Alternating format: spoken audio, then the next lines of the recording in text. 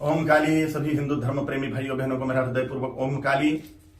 गांधी के मामले में अपशब्द बोलने के लिए मुझ पर FIR दर्ज हुई। मुझे उसका कोई पश्चाताप नहीं है। गांधी ने किया क्या है हिंदुओं के लिए?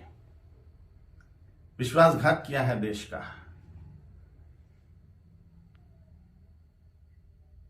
14 वोट प्रधानमंत्री पद के लिए सरदार वल्लभ भाई पटेल जी को थे और 1 वोट भी नेहरू को नहीं था, तो भी नेहरू को प्रधानमंत्री क्यों बनाया? और ये वंशवाद की जड़ फैलाने वाले ये गांधी ने पूरे के पूरे कांग्रेस के अन्य प्रतिभाओं का खच्चीकरण कर दिया, अन्य प्रतिभाओं को कुंठित कर दिया। एक वंश गांधी नेहरू वंश का ही बोलबाला करने लग गए। सरदार वल्लभ भाई पटेल के हाथ में अगर तब प्रधानमंत्री पद गया होता था तो भारत अभी सोने की चिड़िया बनता था, भारत अभी जगतगुरु होता था, भारत अभी चक्रवर्ती सम्राट होता था, अमेरिका से भी बड़ी पावर भारत बन जाता था। यह महान विश्वासघात भारत की जनता के साथ में गांधी ने किया, इसलिए मेरे हृदय में तिरस्कार है गांधी के प्रति। हिज हाइनेस श्रीमंत ज्योतिरादित्य सिंधिया जैसे महान प्रतिभाएं कांग्रेस में थी, है, लेकिन इस गांधी नेहरू वंशवाद के कारण उनको व्यवस्थित कार्य करने का मौका ही नहीं मिलता। इस वंशवाद के जनक गांधी हैं, इसलिए गांधी नेहरू खानदान के वंशवाद के जनक हैं, राष्ट्र के जनक नहीं, इसलिए राष्ट्रपिता नहीं है। मैं नहीं मानता, कोई माने उनकी इच्छा। दे दी हमें आजादी, बिना खड़क बिना ढाल, साबरमती के संत तूने कर दिया कमाल। ये गाना लिखने वाले को 100 जूते मारने चाहिए। भगत सिंह, सुखदेव, राजगुरु, चंद्रशेखर आजाद, सुभाष चंद्र बोस, इन लोगों ने जो त्याग बलिदान किए, फांसी पर लटक गए ये लोग, इन्होंने कुछ नहीं किया देश की आजादी के लिए, ऐसा इनका बोलना है ये गाना रचने वाले का। इतने सारे महान क्रांतिकारी, स्वतंत्रता सेनानी जिनको फांसी दी गई, उसमें 80% सिख लोग हैं, 20% अन्य क्रांतिकारी हैं। इन क्रांतिकारियों ने जो अपना त्याग बलिदान किया वह व्यर्थ मान लिया ये गाना रचने वाले ने, सारा का सारा श्रेय गांधी को दे दिया। एक लाठी खाई गांधी ने कभी? ये फांसी के फंदे पर झूल गए ये नौजवान, लेकिन इनको कोई श्रेय नहीं।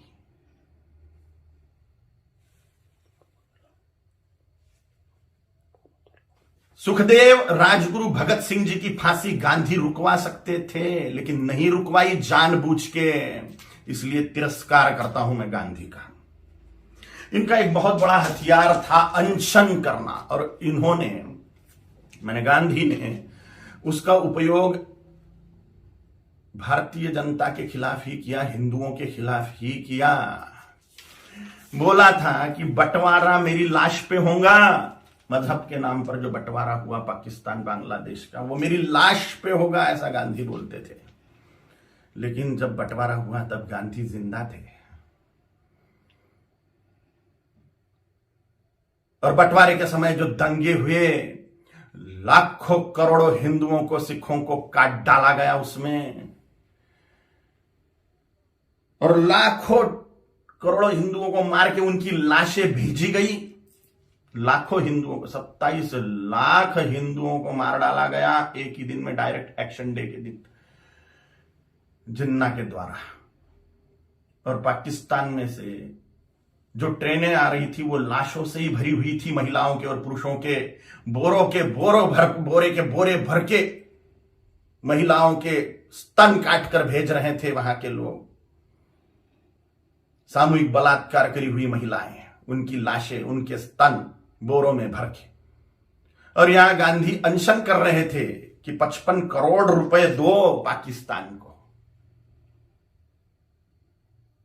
जब सिख लोगों ने दंगे से पीड़ित होकर कड़कड़ाती ठंड में मस्जिदों का आश्रय लिया, तो उसके लिए अनशन पे बैठ गए गांधी कि इनको मस्जिदों से बाहर निकालो, मुसलमानों को मस्जिदें सौंप दो।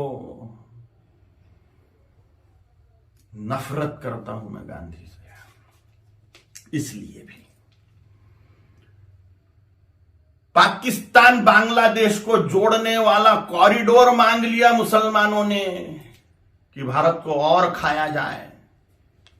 गजवाए हिंद के तहत भारत को मुसलमान बना दिया जाए, तो पाकिस्तान और बांग्लादेश को जोड़ने वाला कॉरिडोर, हजारों वर्ग किलोमीटर का कॉरिडोर, इसके लिए गांधी अनशन पे बैठने वाले थे।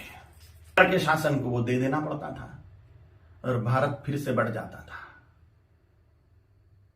स्वतंत्र वीर सावरकर जी ने गांधी के सामने जातीयवाद तोड़ने की बात कही कि वर्णवाद, ब्राह्मण क्षत्रिय वैश्य शूद्र, यह वर्णवाद और हजारों जातियों में बटा हुआ जातीयवाद, इसको तोड़ दो और हिंदुत्व की धर्म ध्वजा के नीचे सारे हिंदुओं को एक कर दो। तो गांधी ने इसके लिए बात नहीं मानी। ये मांग पूरी करने के लिए अनशन पे नहीं बैठे। उन्होंने कहा जैसा है वैसा रहने दो। डॉक्टर बाबा साहेब आंबेडकर जी ने बोला था कि संस्कृत को राष्ट्रभाषा करो, देश की भाषा संस्कृत होनी चाहिए। तो डॉक्टर बाबा साहेब आंबेडकर की बात को संसद में मनवाने के लिए अनशन पे नहीं बैठे। स्वतंत्र वीर सावरकर जी का अवमान मानता हूं मैं, ये डॉक्टर बाबा साहेब आंबेडकर जी का अवमान मानता हूं मैं। ऐसी ढेर बातें हैं, ढेर बातें। कोई राष्ट्रपिता नहीं हो सकता। करोड़ों सालों से राष्ट्र है, उसका काय का पिता 200 साल पहले आया हुआ व्यक्ति कैसे पिता बनेगा? अगर पिता बनाना ही है, राष्ट्र का अनिवार्य है, तो छत्रपति शिवाजी महाराज को बनाना चाहिए, गुरु गोविंद सिंह जी महाराज को बनाना चाहिए, राणा प्रताप जी महाराज को बनाना चाहिए, आचार्य चाणक्य जी को बनाना चाहिए। और अभी के महापुरुषों को अगर बनाना है तो सरदार वल्लभ भाई पटेल जी को बनाना चाहिए, क्योंकि पूरे राष्ट्र कुल को एकत्रित करने वाले सरदार वल्लभ भाई पटेल हैं। छोटी छोटी रियासतों के टुकड़ों को एकत्रित करते हुए पूरे राष्ट्र को एक सूत्र में बांधने वाले सरदार वल्लभ भाई पटेल हैं, जिन्होंने राष्ट्र में जो टुकड़े टुकड़े थे उनको एकत्रित किया। राष्ट्रकुल को एकत्रित जिस व्यक्ति ने किया उसको ही राष्ट्रपिता का सम्मान मिलना चाहिए, ना कि हिंदुओं से पार्शियलिटी करने वाले गांधी को।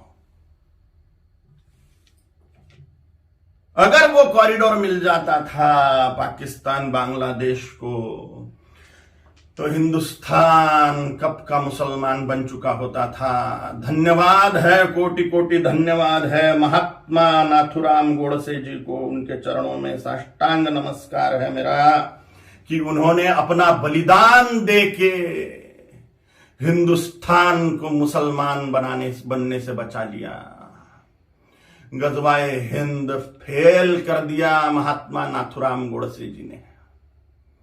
कोटि कोटि धन्यवाद है उनको। महात्मा गांधी नहीं, महात्मा नाथुराम जी गोडसे हैं।